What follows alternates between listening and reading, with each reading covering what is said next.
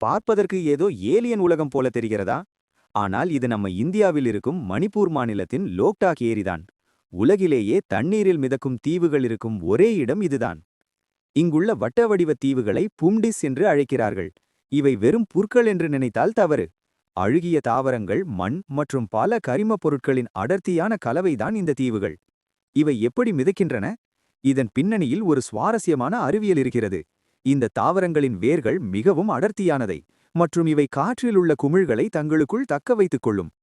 இதன் காரணமாக ஒரு தீவு 2 மீட்டர் முதல் 4 மீட்டர் வரை தடிமனாக இருந்தாலும் அது தண்ணீரில் ஒரு படகு போல மிதக்க முடிகிறது. எவ்வளவு தடிமன் என்றால் இதன் மேல் யானைகள் கூட நடக்க முடியும். இதில் ஆச்சரியம் என்னவென்றால், இந்த பும்தாஸின் 20% பகுதி மட்டுமே நீருக்கு மேலே தெரியும். மீதமுள்ள 80% பகுதி நீருக்கு அடியில் மிதந்து கொண்டிருக்கும்.